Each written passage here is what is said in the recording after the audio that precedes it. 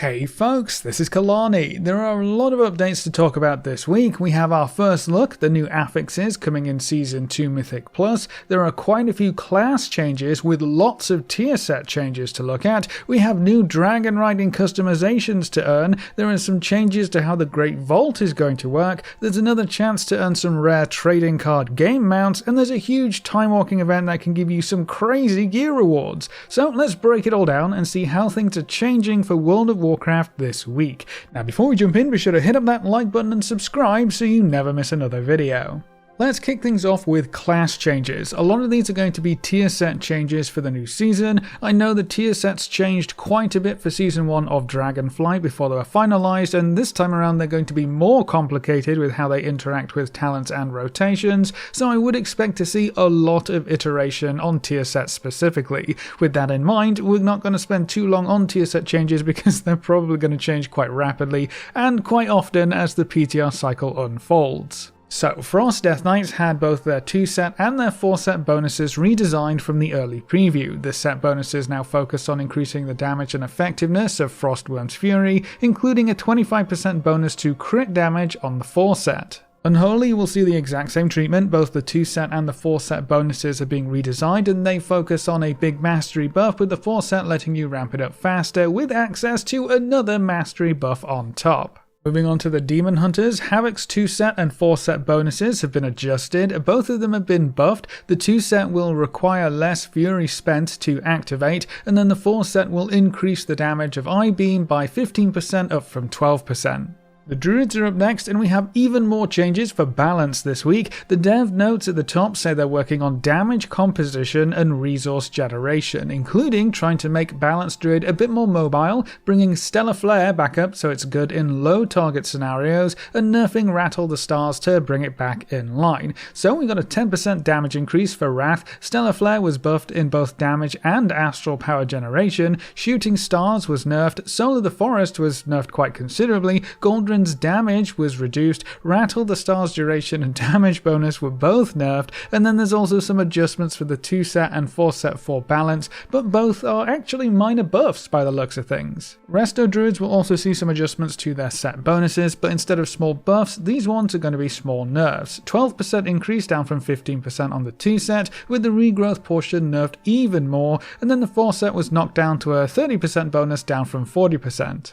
In the digital age, your personal information and data are some of the most valuable assets you have, so it's important to keep that information safe. That's where NordVPN steps in by encrypting your connection, hiding your virtual location, and shielding you from cyber attacks. NordVPN keeps you safe, whether you're surfing, shopping, gaming, or traveling. You can also change your virtual location with no data logging in over 60 countries, allowing you to overcome blocked online content like websites or streaming services. But thanks to its latest feature, Threat Protection, NordVPN is so much more than just a VPN. Threat Protection will keep you safe in real time by combating malware, blocking intrusive trackers, malicious ads, and websites, and ensuring your data is always protected. Simply enable Threat Protection in the NordVPN app settings to step up your cybersecurity without falling behind in speed or responsiveness. One of the most surprising things to me after using NordVPN is how many shows or movies are location blocked. You can get an entirely different catalogue of stuff to watch just by switching your virtual location in NordVPN, so you can get way more value out of all of your streaming services. So go to nordvpn.com/Kalani or click the link in the description to get 4 months free when you buy a 2-year plan. It's all risk-free with NordVPN's 30-day money-back guarantee.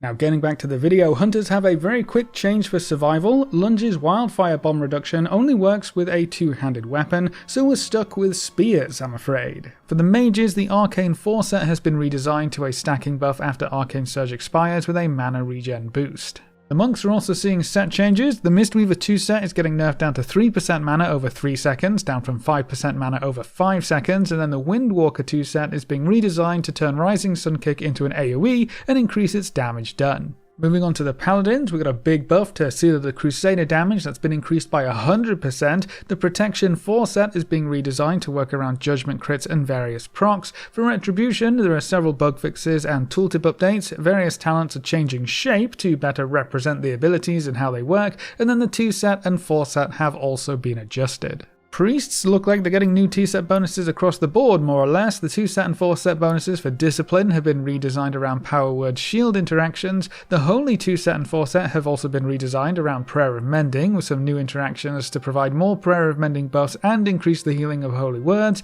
And then Shadow 2-set and 4-set were also redesigned around shadowy insight and damage increases for various spells.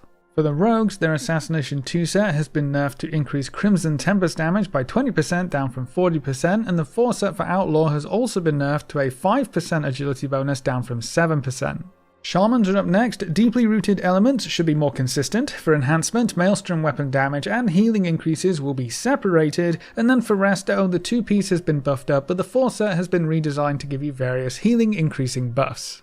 And then for the Warlocks, there are some tooltip updates for Demonology and a few balance changes for Destruction. Ruin no longer increases the damage of Channel Demon Fire. Channel Demon Fire was buffed up, Shadowburn damage was buffed as well, and both the 2-set and the 4-set bonuses have been redesigned to work around Channel Demon Fire in a few different ways. And then last but not least, the Warriors slide in at the end here with a small change to the Arms 2-set bonus, knocking the effect down to 15% from 25%. So as I said earlier, expect to see a lot more changes, especially tuning changes for the set bonuses this time around. Season 2 class sets should change your rotational or talent choices in a meaningful way, so they're going to be a bit more finicky when compared to the Season 1 bonuses, which were relatively passive. This also makes it super important that if you see something you do not like, or that you do like, be sure to test it out on the PTR and give feedback on what you do and don't like. That's going to help shape these set bonuses to make your class more fun to play when Season 2 finally rolls around, so if there's something you don't like, please do give your feedback. But that's all of the class changes this week. Moving on, this week's PTR build included a lot of interesting updates to patch 10.1, starting with the new Mythic Plus dungeon affixes, as well as some affixes being removed. So going into Season 2 of Dragonflight, the Quaking, Grievous, and Volcanic affixes are being retired, so we won't see them at all in Mythic Plus dungeons going forward. In their place, we're going to get 3 new affixes: Incorporeal, Afflicted, and Entangling. Incorporeal creates ads for 20 seconds that try to reduce your damage and healing done, but they can be crowd controlled, so you want to crowd control them for as long as possible and keep them out of the fight to stop those casts, or interrupt them if you can't CC them. Their spawn rate also scales with your pull size, so you can have multiple ads up at once. They are also counted as every monster type, so every CC should work, even the ones with target requirements like Banish. Afflicted creates ads that last for 10 seconds that have a poison, curse, and disease debuff. If you heal the ad to full health or dispel any of the debuffs, the ad will disappear. After 10 seconds, the ad casts an AoE that reduces your haste by 100% for 10 seconds, so anyone with the dispel should be knocking these out to help out your healers. They also seem to scale with pull size too, so the larger your pulls, the more ads you're going to get. And then Entangling will randomly snare players with vines. The vines will spawn underneath your feet and they reduce your movement speed by 50% until you move away from them. The snare can also be removed with things like Blessing of Freedom or Shapeshift, so it's definitely going to be more annoying for some classes compared to others. Now, another affix is actually going to see some important changes. Explosive. Less explosive orbs will spawn, but they have significantly more health. Apparently, they have so much health right now that folks are ignoring them entirely and just trying to heal through the damage, so that obviously didn't work out too well, but I would expect to see some further changes for explosive orbs going forward. All of these affixes are available to test on the PTR for this weekend, so if you're curious how they play, you can pop onto the PTR and tinker around with the Mythic Plus Keystone vendor to set up a key however you like. It's a bit of a weird feeling right now because while some of these affixes might be easier or less annoying to deal with when compared to some of the ones that were removed for this coming season, it's not really something that excites me. Oh boy, it's going to be less annoying than usual. That doesn't really get the blood pumping, you know. There's also no seasonal affix for Season 2, so the only really new thing going into this is going to be the dungeon routes. I do think affixes are a huge missed opportunity right now, and I personally think they're approaching them poorly. In a recent interview, I recall someone saying that affixes are supposed to make things harder, and I really do think that's the wrong approach. You're designing from a specific point of view to hinder the player's progress, so you're literally just deciding on how annoying or problematic to make this new affix. I think a better approach is for affixes to offer a change of pace, and I know Kiss curse effects come up a lot where there is a negative effect, but it's balanced out by a positive effect. That can work really well, and you can introduce situations where good play can result in great payoffs, whether that's extra damage or healing or health or whatever. You can use affixes to increase the player's strength. That is allowed, and I would argue the most successful and most popular seasonal affixes in the past were the ones that changed things up or provided you with significant player power or just had this massive payoff moment. So seeing these new affixes just be more negative effects for you to play around is quite disappointing, especially with the absence of a seasonal affix. Getting randomly snared by 50% and having to break it isn't fun, and has a lot of potential for randomly just killing you if it procs at the wrong time. You're either going to have to hold onto your snare breaks, or you're just going to have to invite people who can break it easier in the higher keys. I also don't think making affixes more involved or complicated, like in the case of Incorporeal and Afflicted, is really a good move either, especially when players are already complaining there's too much to keep track of in certain dungeon packs and pulls. This might give players at the top end an additional challenge, but you risk harming the fun factor for the lower tier of players, which might just push them out of the Mythic Plus system. I think the dev team should try and make a fun affix. Ignore absolutely everything else, just try and make it fun. I would be very curious to see how that kind of affix would be received by the player base as a whole, but that's how the new affixes are shaping up so far in the PTR. What do you think from what you've seen so far? How do you think affixes should be designed, and how should they affect your dungeon gameplay? Should they just make it harder, or could they actually make it easier too? I would love to hear what you think in the comments below.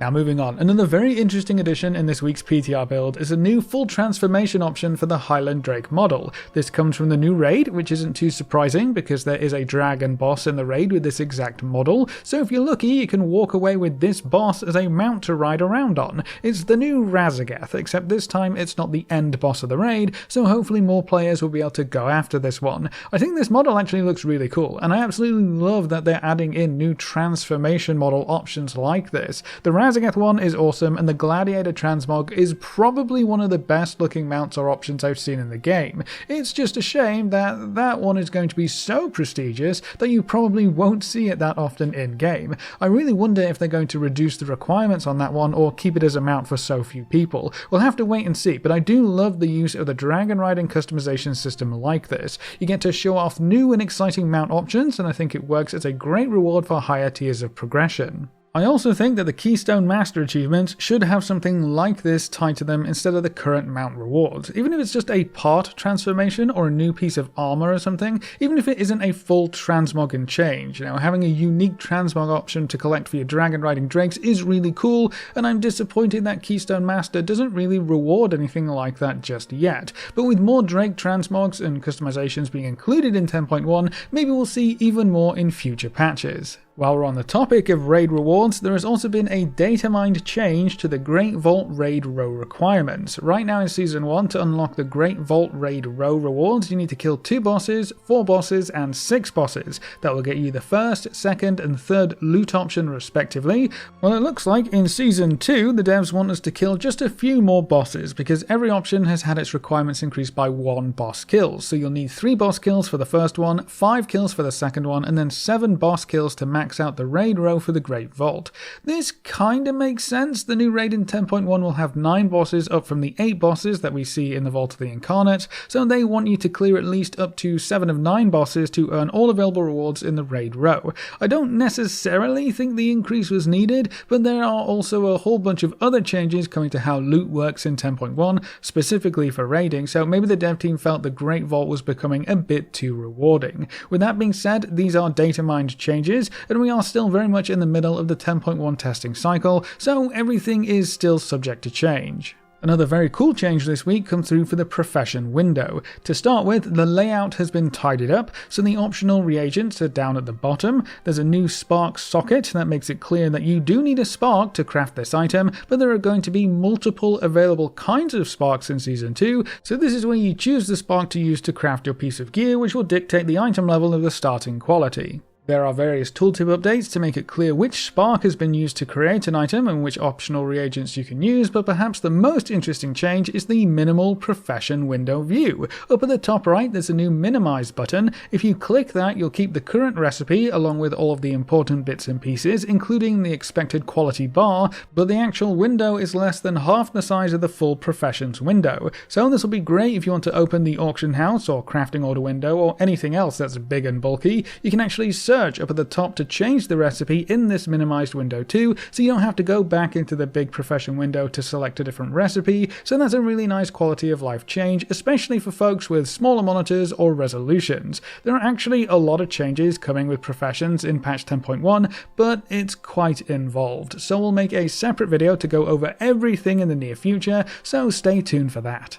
In other news, Blizzard seems to be continuing their little present partnership with Twitch because there are more rewards you can pick up outside of the game. Sadly, it's not another round of free Twitch drops, but if you have Twitch Prime or Amazon Prime, you can pick up the Big Battle Bear trading card game mount right now. So they're throwing even more trading card game rewards into external reward services, which could be a good thing or a bad thing depending on how you feel about these hard to get items, but it looks like the Big Battle Bear could be just the beginning here. In a tweet from the Prime Gaming channel, they state that Warcraft goodies are yours to grab each month for the next year. That wording hasn't been used anywhere else regarding this promotion, so it is a bit unclear, but if this tweet is correct, we could see many more trading card game items thrown into the Twitch Prime rewards scheme, and I know there's one that immediately comes to mind for most folks, the Spectral Tigers. I honestly don't know if they would include the Spectral Tiger in any kind of promo like this. It's probably the most sought after trading card game reward and the most recognizable and prestigious. If they include either of the Spectral Tigers in a Twitch drop or Prime bundle,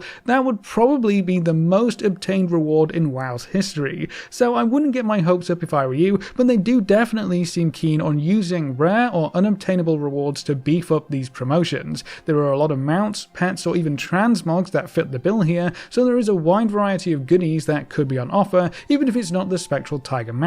Either which way, if you have Prime, you can get some extra WoW stuff every month for the next year, potentially. And then the last thing I want to talk about in this video is the special timewalking event that started up this week. For the next 6 weeks, we'll have back-to-back timewalking events, starting with Cataclysm and rotating all the way around to Wrath of the Lich King. So we'll have timewalking dungeons, timewalking raids, all of the badge farming opportunities, and of course all of the vendors to buy stuff from. So if you want to play through these dungeons or use them to level up alts or just experience the timewalking raids, that's going to be a lot of fun, but this event also has some increased rewards for you to collect. The weekly timewalking quest that asks you to run 5 dungeons usually rewards you with a normal piece of random raid gear, but for these 6 weeks and the special event, that reward has been increased to a piece of heroic raid gear. Now these bosses can include pretty much anything from the raid, including the special trinkets, rings, and it can even include the hunter bow. Usually this kind of reward only comes around quite rarely, tied to the Mythic Dungeon event, but timewalking is much easier, much faster, and way more accessible when compared to completing the Mythic Dungeons, and you can do it on any character regardless of gear because the timewalking dungeons scale. So you can take your low item level alts into timewalking dungeons and walk away with heroic raid gear. That's kinda crazy. With 6 weeks of timewalking, there's 6 weekly quests to complete, so 6 chances of getting some shiny heroic raid gear. With the wide variance of loot item levels in the raid, you'll be getting between item level 402 and 418 gear, so if you're lucky you could get some really great items. If you're unlucky, well, you'll probably just get the same cloak 6 times, but I'll keep my fingers crossed for you that won't be the case. So this is a great time to level up your alts through some timewalking dungeons or gear up easier than ever before. Between the gear tokens in the Forbidden Reach and these upgraded timewalking weekly rewards, you'll be able to gear up very quickly and even get some massive upgrades that you otherwise wouldn't have access to. Free heroic raiding gear is pretty insane, so if gearing up was on your bucket list for things to do before 10.1 rolls around, these next 6 weeks will make that even easier. But that's it for this video. What do you think of the new Mythic Plus affixes on the PTR? How would you design an affix to add into the mix, and do you think affixes should always make things harder, or could they sometimes make things easier? Are you going to take advantage of the 6 weeks of time walking, and what are your goals right now in game? Leave all your thoughts in the comment section below. A big thank you to all of our supporters over on Patreon and all of our members here on YouTube. You can see the names floating by on screen. If you'd like to add your name to the end of every video and a special shout out at the start of the next video, you can find links in the description over to Patreon or click the join button just below this video. If you want to see more videos like this, make sure to subscribe and ring that notification bell so you never miss another video. Thanks for watching folks, good luck and have fun, and as always I'll see you next time.